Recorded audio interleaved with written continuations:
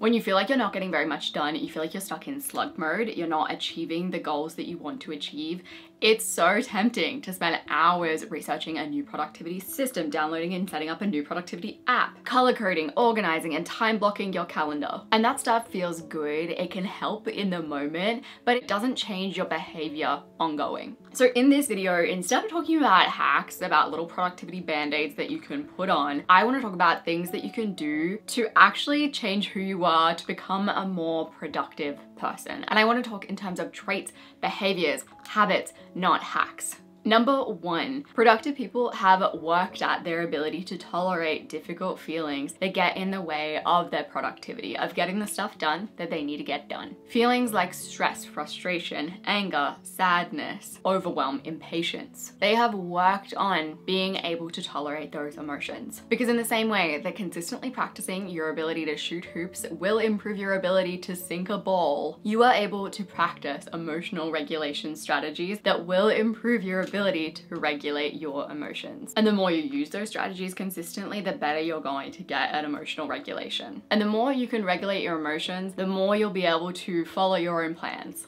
get things done, stick to your goals. If you want to know what strategies you can actually practice when it comes to emotional regulation, I have a video titled "The Most Underrated Productivity Technique Ever," where I talk about the emotional regulation skills that you can practice, like diffusion, reframing, somatic tracking. And when you get good at these skills, your life will change. And it's going to help you much more than the latest app or productivity system, but it will take more patience and time to develop. The next way to improve your productivity long-term in an actually meaningful way is developing the ability to switch your focus. So in a recent vlog, I was cleaning, decluttering, and like I kind of always do whenever I do any kind of deep clean or declutter, I hit a point where I was like, there's so much to do. And to get myself back on track, I talked about the idea of dropping my focus from the big picture, the end goal, and all of the steps I had ahead of me, and focusing just on picking up the one t-shirt that was in front of me. I forced myself to focus entirely on the next smallest action step and not think beyond that action step. To become a more productive person, you want to train yourself to focus on picking up the t-shirt 80% of the time. You don't want to focus on the huge number of steps between you and your end goal. It's unhelpful, but a lot of people are trained to think that way. Obviously, your big picture, your end goal should be something that you think about from time to time. You should dedicate intentional time to thinking about your life vision. That's important. But there are so many reasons why you shouldn't be thinking about that on a day-to-day basis. You almost want to completely forget about the end goal in your day-to-day. Stephen Guys gives this good comparison to a jigsaw puzzle. So the big picture, or the big photo that's on the front of the jigsaw puzzle box, that's something that you glance at in order to make sure that you're on the right track. But you don't stare at the cover while you're trying to put the jigsaw puzzle together, because otherwise everything would get so jumbled up, you get confused and overwhelmed. For the most part, you focus on putting the individual puzzle pieces into place one at a time. And this aligns with cognitive load theory. So the idea behind cognitive load theory is that your brain is almost a workplace with a certain amount of space and a certain amount of energy. And when there's way too much going on in the office space, your brain just kind of shuts down. When you are thinking about the 1 million little steps between you and your goal, you get into that cognitive overload state and you naturally underperform. To improve your cognitive load, create an actual physical or digital list of quick ticks between you and your bigger goals. Refresh this list as much as you can. I'd recommend even every week so it doesn't get stale and it doesn't end up feeling overwhelming on its own. But more importantly, start training your brain. Whenever you notice yourself thinking about the bigger picture, thinking about the 1 million steps between you and the thing you want to achieve, and not in a helpful, reflective way, train your brain to then focus back on the very next quick tick in front of you. Quick tick being the next small, actionable task that feels doable. The next habit that you can develop to be a consistently productive person is to regularly reflect on the question, how could I do this task that I do all the time in a better, more effective, more enjoyable, more efficient way? So for example, you might reflect on that question and realize that instead of juggling a whole bunch of tools, you could instead have one tool,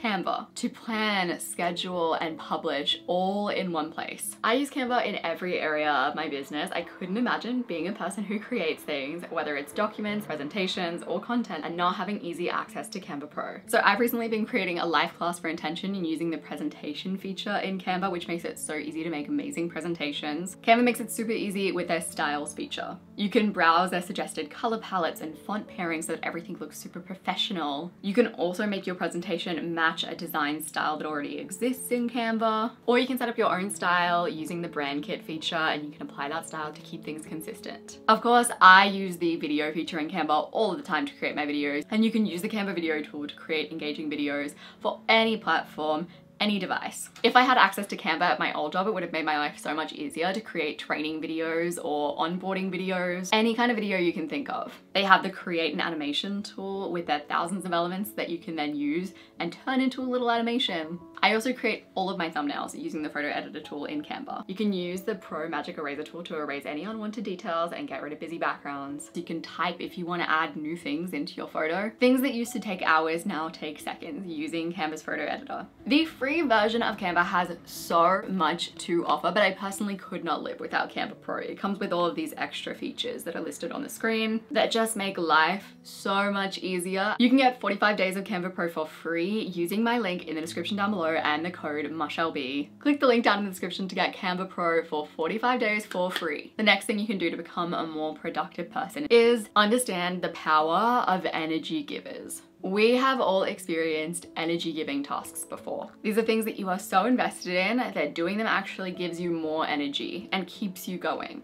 We've also all experienced the opposite kind of task, the energy takers. So for example, maybe researching really lights you up, it gives you energy, it makes you feel excited, and it makes you want to keep on going. But maybe editing your work feels kind of meaningless and pointless, making it an energy taker. And you can divide your tasks up into energy givers and energy takers and take advantage of this. Jeremy Griffin's made a post on a similar idea to this recently, saying, "I don't believe there is such a thing as laziness. Rather, I believe that most people spend their lives working on the wrong thing. No one is a lazy procrastinator in all areas of life. Everyone has something they can do effortlessly for hours, and they tend to do that effortless thing better than they do the thing they are lazy about." And this is backed by research. In one study called the Progress Principle, participants who were given tasks that they found meaningful and interesting reported feeling more energized than participants who were given tasks that felt boring or irrelevant. The more interesting and meaningful you find a task, the more energized you are by it. And of course, there are some exceptions to the rule here. For example, in the book Design Your Life by Bill Burnett, he talks about his colleague who is super great at arguing his point of view and winning arguments generally. Arguing with people felt like a really engaging thing to do. However, once he argued, he would feel absolutely exhausted. It was actually an energy taker. And it could be because arguing, in a way, can feel meaningless. So to start finding out what the energy givers and the energy takers are in your life, set a few alarms on your phone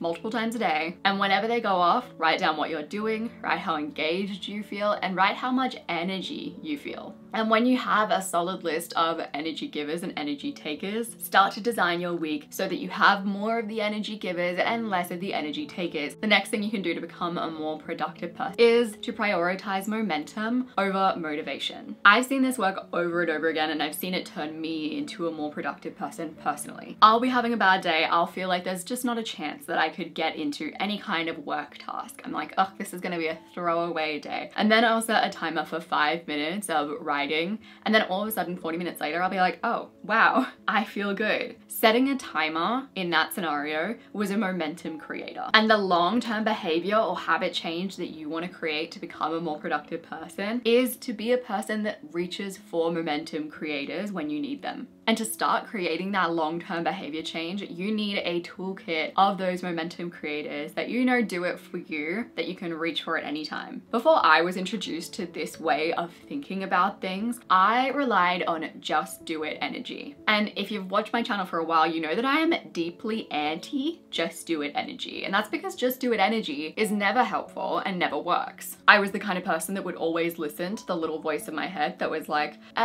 if you don't feel like doing it, you shouldn't do it. You don't have the energy, you don't have the motivation, not today, do it tomorrow. And I was constantly degrading my self-trust by not following through on the things that I would tell myself to do. Now I know that not being super motivated isn't a meaningful indicator of whether I can get things done. So momentum creators are things like setting a timer for 5 minutes, booking a session on an app like Focusmate that links you up with a coworker, or even asking a friend to body double or go on FaceTime. I'll have a a playlist down below of all my videos where I talk about these momentum creators so that you can start putting together your own toolkit. Number 6. So something that I know deeply about myself is that if I hang out with a friend of a work morning, it's going to be really hard for me to focus and to get things done immediately after hanging out with a friend because my brain just goes into party mode. I get really excited. I need a transition period between hanging out with a friend and working. So that transition period is something that I have had to plan for. I've created almost an if-then plan if I hang out with a friend. So if I see a friend of a work morning, afterwards, I'm gonna need to have at least 30 minutes of just lying down before I transition to work. These if-then plans are things that you can implement in so many areas of your life that will immediately make you a more productive person. If you know that after every weekend you are super low energy from all that socializing, you can do bare minimum Mondays, a term from the lovely Marissa Jo. If you know that after meetings you feel really anxious and you struggle to get stuff done, you can have an if-then plan that involves a little meditation, a little lie down to calm your anxious brain before you start trying to dive right into work. A good place to start with if-then plans is to think of any transitions that you struggle with, whether it is from socializing to work or even moving from work to getting home in the afternoon. Something to keep in mind if you want to become a more productive person is that every person has transitions that they struggle with, times when they struggle to get themselves started or to get focused. But in order to be a productive person, you need to accommodate for those times, not pretend that they don't exist. You need to plan for them. When they come up, recognize them and be like, oh hey, I'm experiencing that again. No worries, I have a plan for that. And that's what if-then plans are about. If you liked this video, I would deeply recommend going along to my video titled The Most Underrated Productivity Technique Ever, where I talk about the emotional regulation strategies that you can practice over and over again that will help you to become